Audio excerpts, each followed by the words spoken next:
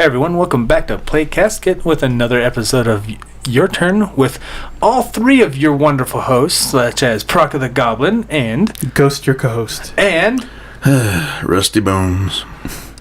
I like how he's only the second one in here and he's like, oh, I'm already tired of this. But this week of Your Turn, we're going to go ahead and talk about a really major one, which we kind of predicted last year that was going to happen, but E3 canceled again. Watching the Super Bowl die. Yeah, it's literally like, it was basically watching that happen. So basically, we saw some major companies bail out. Nintendo, Microsoft, Sony did a while back. And Nintendo really just hasn't really been there for a while. Like, ever since they started doing the Nintendo Direct. So, like, most people kind of expected Nintendo to. Yeah, and then we kind of saw this happening at 2015. Yeah, slowly, kind of fading away a bit, and like once COVID hit and that craziness and the lockdowns hit and all that, people started having to do more digital stuff anyway and more less events and such, and then California's just expensive, like too expensive. Well, I remember Was it 2015 or 2016? It was because basically now that we had the internet, like when the internet just became more prominent, they just kind of announced things that they wanted to on their leisure, and then E3 hit and there was like no games to announce because everything else was announced. Well, I think one of them did do that, and it was just for them. Like other companies still waited until E3. Just for them, it wasn't. And I think it was actually Capcom, and it wasn't that they were announcing stuff like majorly. It was just they announced stuff that was only more fitting elsewhere. I think at the time they announced Street Fighter V at EVO, and they announced something else at a PAX, and then after that they really didn't have many major swingers. They just kind of announced some small stuff and called it a day. So I think that's exactly who I think it was. I think they announced like Monster Hunter World somewhere. I think it was at PAX, that later PAX. And they announced Street Fighter V or something at that point. Mm-hmm. And that was their major swings. Yeah, everything else was like ports of stuff. Even then, though, too, we got PAX. It's like, what do we need E3 for? Because PAX is where it's more for the hardcore gamers. Like, well, when we go back in time, too, like E3 was kind of like already a investor thing. Mm-hmm.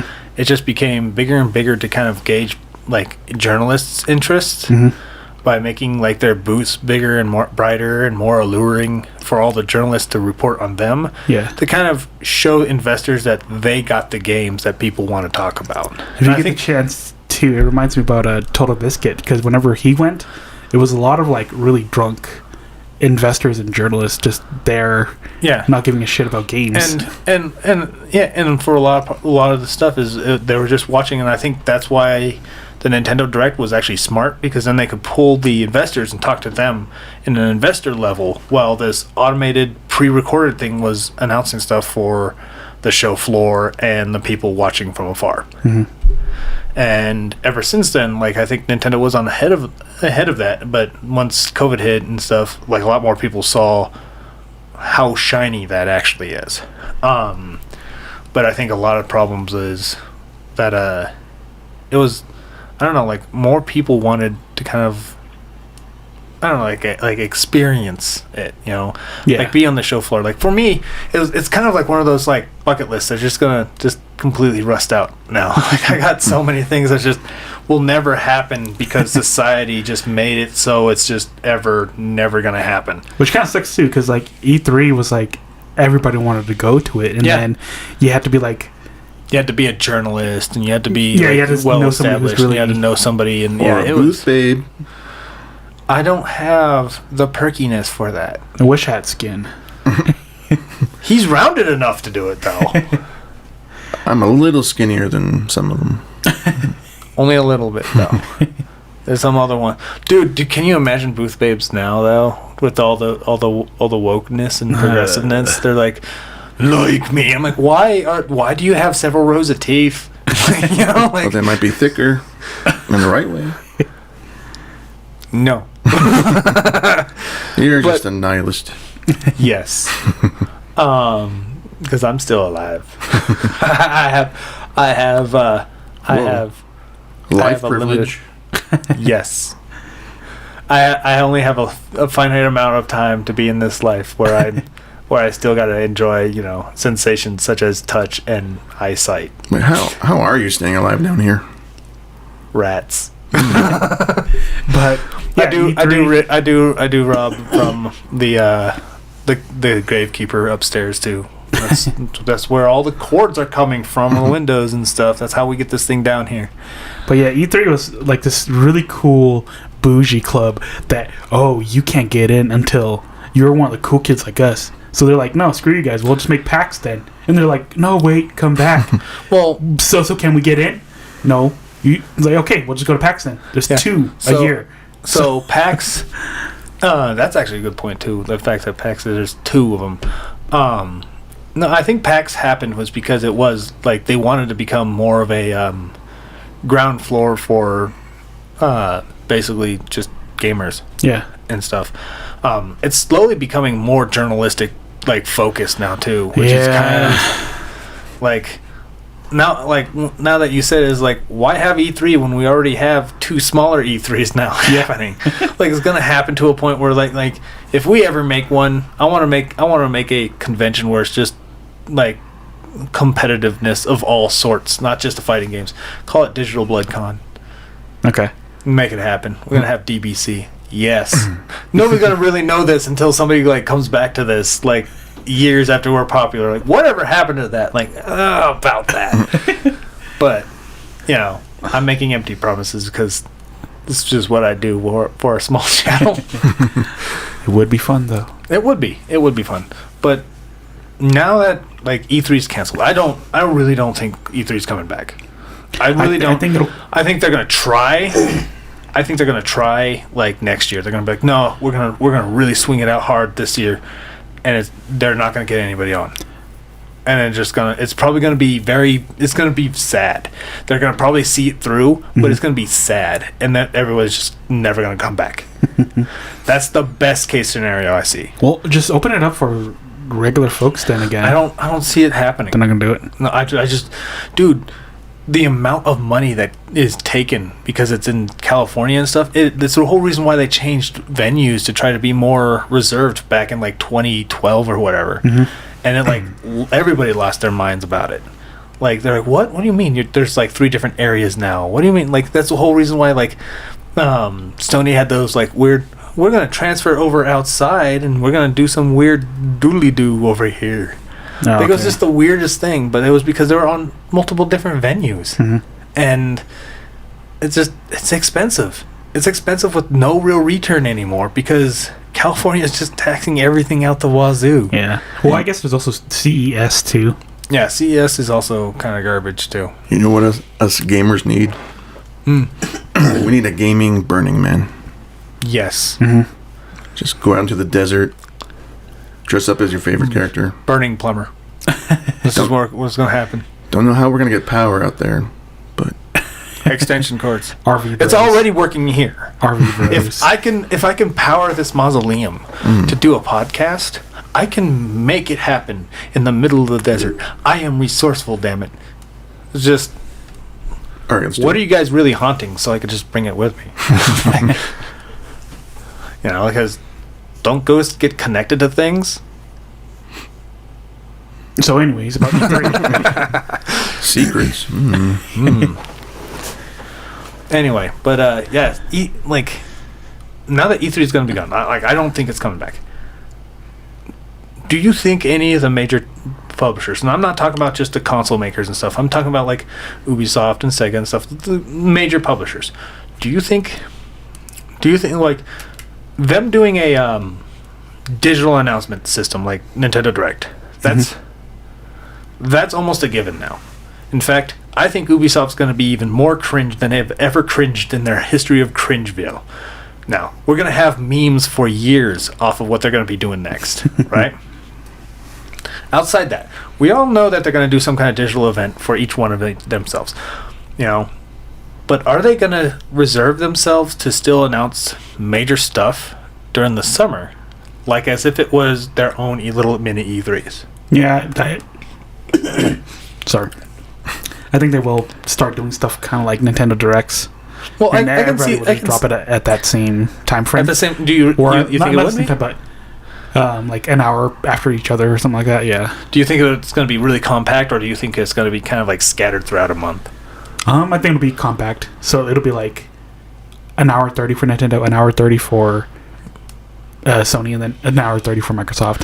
What about you? What about you, Rusty? What do you think? Like, do you see? Like, I feel like we're all on the same page of it just being like everyone's going to go to a direct form, Yeah, basically. right? What We're on would- the same page on that one, at least. Yeah. Yeah. So, what do you think is really going to happen? Do you think they're going to be doing that, or do you think they're going to be doing something else? What would compel the different companies to release at the same time, or make an announcement at the same time? Just tradition, really, because it's Well- kind of like Well, not necessarily like tradition either, because like even though yes, that plays a small and part. then you're competing But- for that time frame as well too, because it's like I think it's because it's still summer. Like that's the most people can still have like a focus on. holiday releases too. Yeah, Because it's like, hey, save up your money for this coming fall. and like and not many people are worried about going to school and stuff. It's in the middle of summer, so you got a lot more people's potential attention. Yeah. And then on top of that, you have a lot of people expectations to just hear something good, big in the summer. Like Well, I we wouldn't- do. As a company, I wouldn't want some other company to outshine me, like Yeah. if they announce the same day. Yeah. Well, I remember they also did it for the week too. So like, what is it? Nintendo had one day, Microsoft had one day, and then Sony had one day. So Yeah. Well, there was a couple times where during the E3 you'll see one of them do a solitary announcement in the first day, and then the second day, two of them share that day, but one after the other. I think one of them, was the most notorious was Sony announcing their PS5 and then announcing kind of like low key the DRM Xbox. It was Microsoft first announcing their low-key DRM and stuff on the new Xbox One, and then Sony literally the next day went, "Here's how you can trade your games with each other. Here's the game. Yeah. Thank you." Literally the day after, Like, so full of shit though, because they were oh going my to do God. it too. They were going do to. it too. They were going like that was probably recorded in like the hotel office or something like that. That was because we saw patches the day after, and it's like I can't Who's remember patches? patches from Dark Souls. Oh, okay. No, because what is it? They got a hold of the Xbox, and then they're like, "Oh, we're so sorry. Please buy our console. Here, we're gonna patch out the DRM." And then when you grabbed a PlayStation, they're like, "Here's this mysterious update yeah. that all games have that were like 100 megs." Yeah, Yeah, it was the scratching the nose of curiosity. Sus. yeah. Yeah. So But no, like the only reason why, like what we were saying, like it's not just a tradition sense, but more like it's outside the holiday season. The middle of the summer is the only time you could get the broadest amount of attention on you. And of course, obviously, if everyone's running for that gauntlet, it's just like E3 anyway. But who's going to outshine anybody depends on whatever the games are. Even if it's cringy, let's put it this way: even if Ubisoft is the cringiest out of them all, if they announce Rayman 4, and like everyone else just kind of announces like ports of stuff, Ubisoft would win. yeah. Like in theory, right? And people just lose their mind. Like it wouldn't matter how cringy it was. They could like Nintendo Direct could just still be like the last one where it was like game, all that, and people were just kind of excited, content, and all that. Ubisoft can be as cringy as they want. Announce another Just Dance, and then a Rayman 4, and that is all they did. They would still outshine like 80% of some other person's thing. Yeah, so that means they're not going to do it then. Yeah, basically. That's that. But I'm just using them as an example because that's just a metaphor. Because we all know Ubisoft ain't gonna do crap. Remember Beyond Good and Evil 2? Does Ubisoft remember that? Well, I rumors I heard that they were going to can that So I feel like they're trying to keep their lips tight because I feel like they're probably going to repurpose a lot of that into another game. womp womp. Yep. Like, I feel like that's going to happen. But anyway, going back to you, Rusty, like, basically, there's reasons to announce it in the summer. Do you think that they're going to, or do you feel like they're just going to kind of toss caution to the wind and just announce whatever, whenever? No, I agree that they'll probably do it during the summer, but I was thinking probably not on the same day. Okay, so more you would think that some of them will probably like wait a week to see if they could like shortchange edit and try to like outshine somebody else. Yeah, I don't see the reason for them to agree to do it on the same day. Yeah, Okay. I don't see them like agree to doing it. Like I do see them all like kind of announcing it within a week. Like Yeah. in my perspective, I could see them all going, "This is kind of where E3 was," and just kind of scattered around, like kind of like a bunch of metal detectors somewhere where a plane landed or something. You know, that's where I feel like it's going to happen. Well, we think fondly of E3, but do the owners of these companies? No. I guarantee you there's not a single developer, CEO, or anything that looks at E3 and goes, "Oh boy, that was fun." I don't think anybody does. Like, even Nintendo, who had like some of the funnest looking booths out there, even Nintendo was probably like, this is probably what did Iwata in, to be honest. Like, it's no. I can easily see them like take, and honestly, I think it's just as equally stressful trying to do even an announcement at PAX, even if it's just one. You know what I mean? Like it's just a lot of effort. Where your own digital event, like it's all focused on you, and you could get everything right, pre-record it, and just ship it out when it's ready. And I think that's.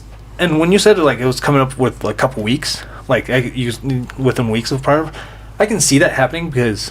Like when you look at directs, like Nintendo directs, they announce their new Nintendo Direct like days before it happens.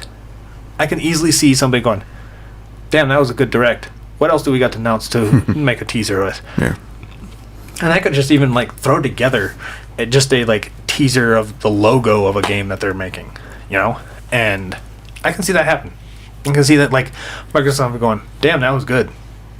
And they don't announce theirs, they're just going to bump it back. Like, can we get some Starfield on this right now? Like, you know, like, We don't want to let them monopolize all the hype right now. yeah, I can see, and that makes sense. That legitimately makes some sense. But yeah, I do think it's still going to be in the summer. Like, me personally, I think they're still going to hold back some major announcements. I do think some people, now that because E3 is no longer like the weighted system that they all have to bear on, I think a lot of games that are just teasers that are years in the making, like Starfield, Metroid Prime 4, the teaser trailer for Final Fantasy VII Remake when it was originally announced, like it was years after. Now they could just ignore that and announce that when it's more ready and closer to kind of a release. Yeah. Which would be a hell of a lot better of a situation. But one of my major problems with E3 that I think is going to get worse now that there is none, gameplay video. Think about it. If Ubisoft can basically make fake gameplay video of Watch Dogs 4, and they're like, "No, this is live feed of what we're playing. Wow, this is really great, guys." It's going to be fake as hell. Like, because we had people leak out actual like footage of E3 and like, yeah, like some of these games, they're like, "This looks like mud," you know. This is probably going to get worse. That's why you don't believe the hype. You know, Don't hype yourself for this shit. Like, well, ultimately, the way I see it is, not a single new release like these AAA development games. Not a single one of these needs your money that very first day. Yeah, you're not gonna miss out on it. Yeah, like for real. Like a lot of people who are like, for instance, like Diablo or World of Warcraft or Call of Duty and stuff. It's gonna be around for a while. Like unless you firmly know and guarantee that you're gonna enjoy that game, then you can buy it that first day. But if you're like kind of skeptical about it, wait until some other people buy it, because other people are going to buy it and they're going to start playing it and they're going to be like, why does this look like bananas? You know, YouTube is free. Like, Yeah. just watch 30-minute YouTube video and then decide whether it's worth for $60 or not. That's like the least you could do. Didn't do it that week. hell, You're not gonna miss out. if there's a JRPG out there that you're cautious about, there's people like Kevin Street that will like live stream any JRPG regardless. So you'll actually get to see a lot of that playthrough in any situation and make your own judgment on it, no matter how anime it is.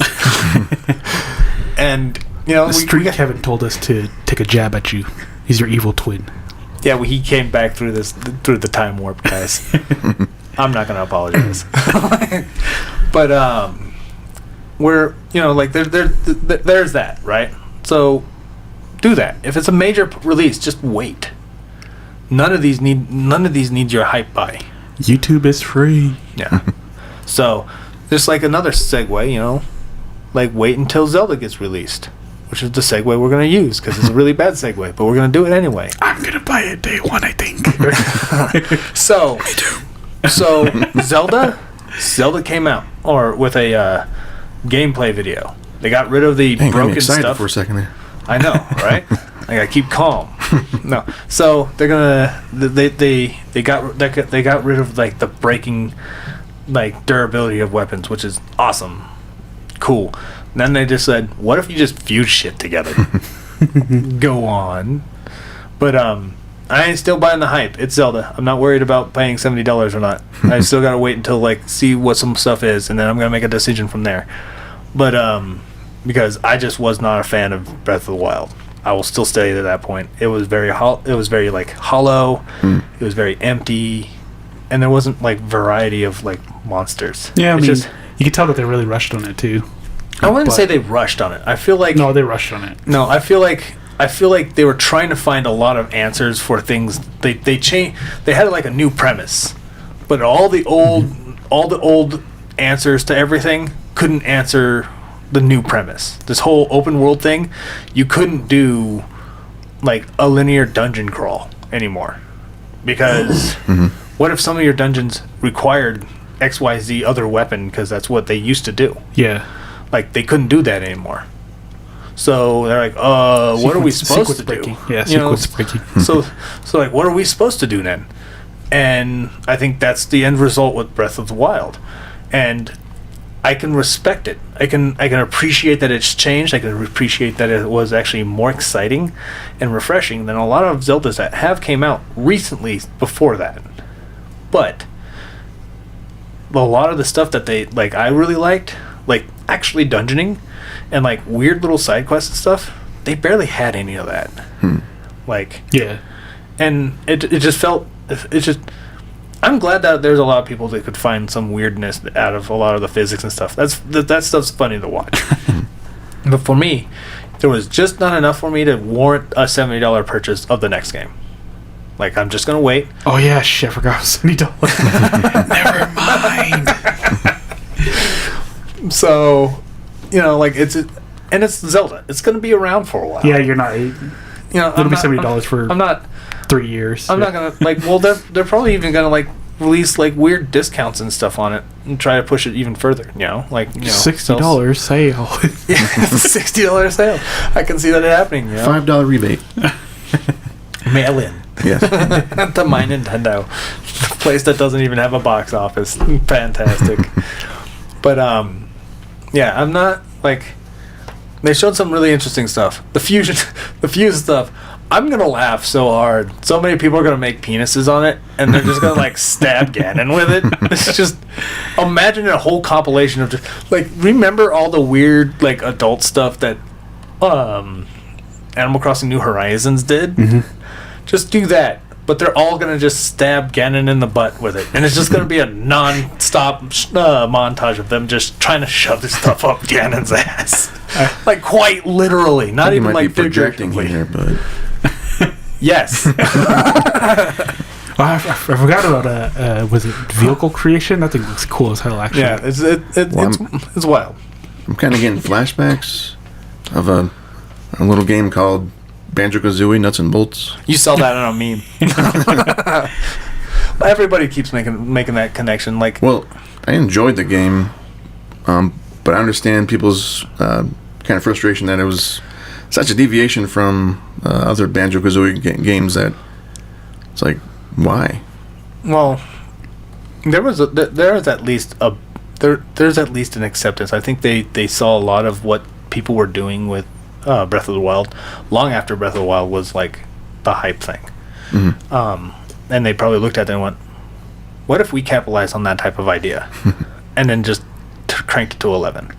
Because when you think about it, there was a lot of people who were finding ways to try to like launch themselves into the windows of Hyrule on a log. Like there's some really crazy like things that people were doing that was just hilarious. There was somebody who was doing like, what was it, Kuko archery or whatever. Yeah. They were just like launching logs at Kukos from a long distance to see if they would just piss them off from a distance.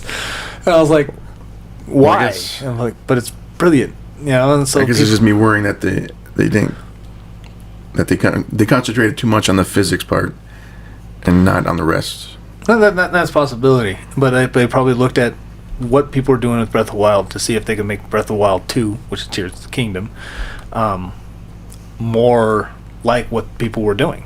You know, capitalizing. It's kind of like when people were using combos in a fighting game, and Capcom's like, that was intentional, and just made combos later on. Like it's that situation. Now I don't think Breath of the Wild and Tears of the Kingdom is going to be an ongoing thing from here on out. Like the next system, I think they're going to try to, I wouldn't say turn Zelda on its head again, but I think they're going to start another clean slate with the idea of the free roam that Breath of the Wild introduced, but in a completely different scenario. Zelda Ring. Zelda what? Yeah, Zelda Ring. I can see that happening, but I can see like they're probably going to do something like that point. So it's not going to feel like it's dated. The thing about like the vehicles too, it'll probably click once you start playing enough, because was it Elden Ring when they introduced jumping? I was like, this is so stupid. Why don't they? What, like, you don't need jumping in Dark Souls. I started playing it more. I was like, oh my god, there's jumping in Dark Souls. Well, it clicked because it adds an extra moveset, and then you're also managing more of a vertical space rather than just like a flat plane. And sometimes you take elevators and ramps. But I'm human. I can jump. My Your knees crack. He can jump too. A revelation. What's jumping? No. So we don't need it. Yeah. So I think that's what's just happened. And a lot of people, like, I could see where a lot of people, like, from my end, like, I just played it straight through. I like what I'm seeing is nothing exciting. Like, I'm seeing more of the same nonsense I saw a lot of people on YouTube do. But when Nintendo's like looking at it, they're probably seeing a gigaton more than me, because that's what they're focused on, reporting and researching and stuff. Yeah, they're really good at like, why is this here? Like, it'll click and you're like, oh shit, I didn't realize that. Like, they're really good at doing that. So yeah, and like, props to Nintendo. Like, they will be able to do that. So when them doing that, like, they probably looking like, look, there's like 500,000 channels. They're all doing this. What if we just give them the freedom to do exactly this, instead of finding creative ways to do this? And I think that's what Tears of the Kingdom's doing. Now, I'm still gonna wait, because it's $70 and it's just more Breath of the Wild to me. Even if it was $60, I'll probably still, like, no, I'm not that excited. I still haven't beaten the first one. If they let's put it this way, if they remake Oracle Seasons and Ages and they release those two at $50 a piece, I would buy those. Yeah, like, because that's the stuff I want.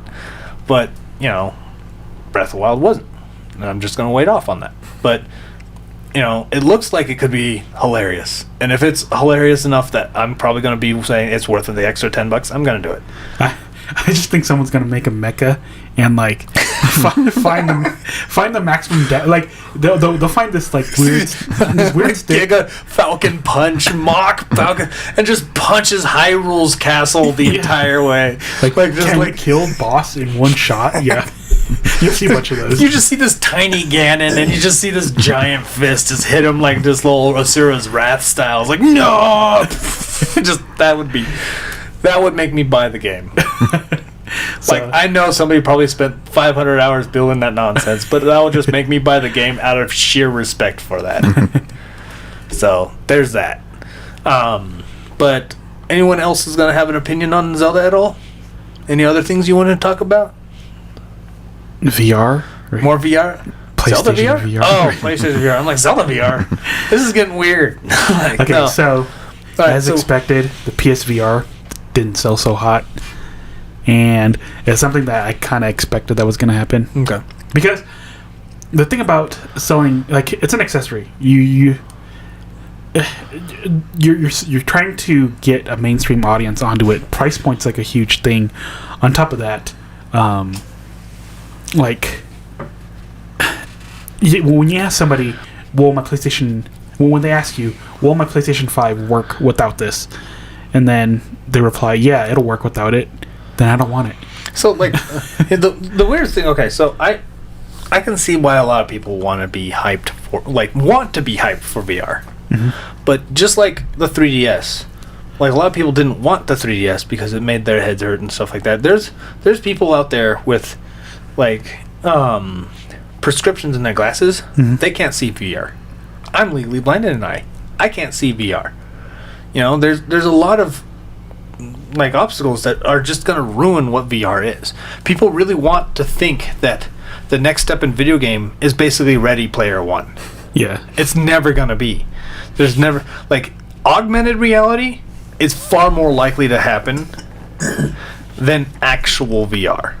Like, VR the way we wish it would be, like Lawnmower Man level nonsense, not going to ever happen. Just because there's so many people with so many different, like, problems with their eyes and perceptions and such, it's just not ever going to work. Well, it's just price point and software. It's like the two things that... Well, like, yeah. And, like, a lot, like, that limits it. VR in of itself limits it. Because I think there's only, like, one or two games that work on it. And it's like... So I spent $1,000 for these two games. Like... And almost everything plays the same. Have you seen, like, MetaQuest and stuff too? Yeah, they're all the same. They're all tech demo though. Yeah. And they're like, oh, it's just a tech demo. Then why is all of them tech demos? Yeah. Okay. You know? Here's what it is. You're standing in one spot and you're shooting at things. That's like 99% of the VR games. In depth, guys. Or you're on a rail. Yeah. And you're shooting at things. Yeah. Like, it's. And then, of course, the ones that allow you to free roam, like, a lot more are not doing it because the legal ramifications of somebody jumping into their TV because they're jumping around and stuff. Because then they're like, oh, your game made me do this, and they're suing them. You're like, nobody wants that. People are stupid. That's why I'm down here talking to dead ones. Hey. I said what I said. I'm a ghost. Right. Don't have feelings too. But it's a hard sell because I could see that, like, enthusiasts would jump onto it, but yeah, I could see tech enthusiasts. Yeah. I don't really see anyone else. Like, I don't see game enthusiasts really wanting VR. I could see some people wanting to try a certain game in VR and stuff, like Doom, you know, but I don't see them being excited. Tech enthusiasts, yes. Tech enthusiasts care only if games are pushing the tech. And the thing is, I've noticed this, and I'm going to probably cover this on another episode in a very long form. A lot of companies are using more tech to just hide their shortcuts and not actually push their game to their maximum. They're not optimizing crap anymore. Like, games supposed to look a lot better than they actually do on the PlayStation 4. Based on the amount of the tech capabilities that the PS4 has over the PS2, yet there's games on the PS2 that used more capabilities that should look like they shouldn't look this bad in the amount of jumps of tech. You shouldn't have games that look like this. Yeah, and it's only because they're cutting corners because easy optimization. Yeah. Well, it's easy optimization too. It's not. It's just sweeping under the rug. Yeah. You don't have to optimize when the power's completely covering it. That's why ports to Switch or weaker PCs become more apparent. Why is this game? Oh, it's because you're not powerful enough. That is the dumbest cop out. Like, people going, oh well, the tech's there, so games are better to be more expensive there because the tech's there. Your game still looks like crap at $70 then, you know? It's dumb. I'm going to go on a very long rant on that. much later. So, of you, Rusty, opinions on VR?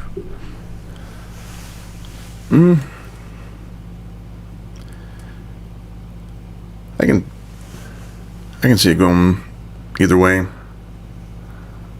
Like something could come out that's so popular that normal people might be interested, or they can just continue down the same route. And I really do think it's going to be the later, just Yeah. because like even Doom hasn't been able to get them pulled. You know, like Doom hasn't been able. The VR mode in Resident Evil 7 and 8 never really gets used. Well, the issue is that the barrier to entry is $1,000. So even if it's like a really cool software that's like, you know, you see somebody play it, you see like Beat Saber's a good example. yeah, you see a really big YouTuber play it and like, oh, I want to play that. Mom, can we get it? Oh, it's $500. Or are you willing to spend $1,000 on a for one software? Well, maybe if the technology slows down, that it's an investment like a TV or PC. Yeah, I mean, it'll get there one day because like stuff we see now will probably like $100. People will get it, but at the same time, like if your machine will work without it, I don't think anybody will bother using it. That's kind of the issue too. So it's like, hey, you know, here's a $50 case for your phone. I'm not going to use a case. Like some people are just, it's just hard to sell people to for accessories. Well, even on top of that too, like you just said, like if technology slows down, people are already expecting a PS6 right now. Because think about it, we're in year 3. It's usually about 4 to 5 years before a new system or a new variant of the system comes out. People are already expecting a PS6 in 2 years. That's dumb. Entitled. Look, Mother- well, look how much money Sony lost this year. You can't even get a PS5. PS6 is going to be even rarer. Right? Back Well, in not- my day. Well, the tech, like this is the whole reason why I think Nintendo's just in a perfect spot. They're not competing for the same chipsets or anything. Yeah. You know, like the chipsets are just phenomenally hard to get. So like people are like, oh well, it's been 6-7 years for the Switch. We should really get one now. We literally had 2 games released in earlier this year that just broke records on the Switch again. Like, I don't think Nintendo has any motive to do so. Yeah. But again, isn't like people are just saying like we need more tech and all that. The tech's not slowing down either, which makes the VR even harder to do. Because like you said, if the tech slows down, I don't think the tech's ever going to slow down. They're trying to boost it up. So we're going to probably see a PlayStation VR 3 before we can even see anybody actually use the VR 2. Although I guess I could. One thing I can see happening is if they did get like modular VRs, something similar to like a PC. So if somebody, like, this is a $150 headset, and I custom made it, and then there's somebody else who has like an $800 rig, and you know they customize. That's what I was imagining. Okay, yeah. I could see some VR companies doing that eventually, but I think a lot of them will want everything to be more inclusive, kind of exclusive to them. Yeah. Kind of like how PlayStation's VR is exclusive to PlayStation. Period. You know. Well, I gotta look up what they can do because I remember Sony really wanted you to buy their stuff, so you could use it on your PC as well. Yeah, but Your they'll PS4? want like the mods and stuff like that too. That exclusive to it. Just the same reason, kind of like how they did the PlayStation memory sticks for the PlayStation Portable at one point in time. Well, no, like it's just technically it's just a monitor. Yeah. So, like the PSVR. At least for the one for the PS4, it was just a monitor basically. So you can just plug it in and it'll work on anything that uses HDMI. So it's something like that. I could see them. I could see more use for it because, like I said, give me more software instead of just one or two games at launch because I'm not going to drop a Yeah, grand. but there's way too, like I said, there's some legal ramifications and stuff like that too, and there's people who don't even know what to do with it. Yeah. You know, like, and another thing is, that's one thing when you look all the way back to like the Atari, where every character in like every quote unquote character that you played was you. You drove the ship in Galaga. You drove this. You drove that. It was you. And a lot of people started growing tired of it. And for some reason, you got to be somebody different with Mario. Is what actually got Mario to take off quite a bit, because you're no longer getting to have to be you. You're being someone else in an entirely world that isn't you. I'm tired of me. I would too with the flashy flesh falling off of you like that. That's not very nice of you, right? Wait, are we in China? Is everyone you? Am I you? What did me do to you? But yeah, Who's on first? you. Right? But yeah, VR looks. I really want it to succeed, but it's like no one really knows what they're doing with it. Well, even then, when you think about it, if it like, that's another question. If it succeeds, and I know this is being like kind of like weirdly philosophical when you ask this right now. If it succeeds, where would it go? You could say, oh, it's gonna go there, but would it? You know, like, think about AI art right now. Like, people are using it to find ways to basically mimic their ex-girlfriends or their passion or their like passionate fandom or their Twitch thought that they wanted and stuff, and they're gonna try to replicate that. What's gonna happen if they make AI enough that they can actually just have a conversation using ChatGPT and stuff? You know, like, we want AI. We want AI to work in a way that would be interesting, you know, but that doesn't mean that that's going to be the thing that happens. You know? Yeah. Like, we're like, do we, like, it's one of those things, like, do we really wish for the success of this one? You know, like, You know what VR is waiting for? You know what the key that they need? pornography. Really take off? Whatever exists. Smell-o-vision. Don't you want to know? Why would everyone smell fish all the time? Like, that's just gamer breath. Oh, the gamer fuel. Smells like LEDs and sadness. But yeah, no. Honestly, I could see that part too. Like, how would you hack sense too? That's gonna get weird. Yeah. Because I know Japan's gonna be doing that, and we're on a weird tangent right now. This is getting goofy. Well, the thing is, like, I would say. Well, I would have to say though, if like, customers are also fickle too, you need somebody who could really sell it, because Sony's not very good at pushing accessories as well too. Just look at the Vita. Sony doesn't even try. Yeah. Sony's just like, this is our brand. Buy our brand. We're so cool. Like, ever since like late PS2, when everything was all about tech brand, like, they just have to. Oh, pardon me. They have to just release it. I never. I'm alive. I can do that. You know, I could do like it. They just have a brand. It's like, hey, we're PlayStation. Buy our stuff. We're radical, and they just walk off like every single time. It has like, look at their commercials. Like, they slowly just shifted into this. Be involved with our graphics. It's lifelike. Every single time now since the PS2, like late PS2, not early. There's like good solid 3 years in the early PS2 era that was like kind of goofy, but like niche and stuff and fun. But it wasn't until like later when they started just churning out this like, buy us because we're the best brand, doing all this stuff, which was dumb. Like, it's like, it became so disconnected. Like, I'm like, am I buying a stereo now? Like, if we could get somebody like Steve Jobs to push VR, I'm sure it could sell fairly well. But until now, but for now, it's just kind of like, hey, here's another accessory. Here's another monitor. I also think another one of the good examples of why VR won't take off as well as some people want it to, because they see all the potential and stuff. Until people can live their fantasies with the least amount of resistance possible, VR is not going to happen. Yeah. Just flat out. Like, oh wait, I have to work on this stuff? No.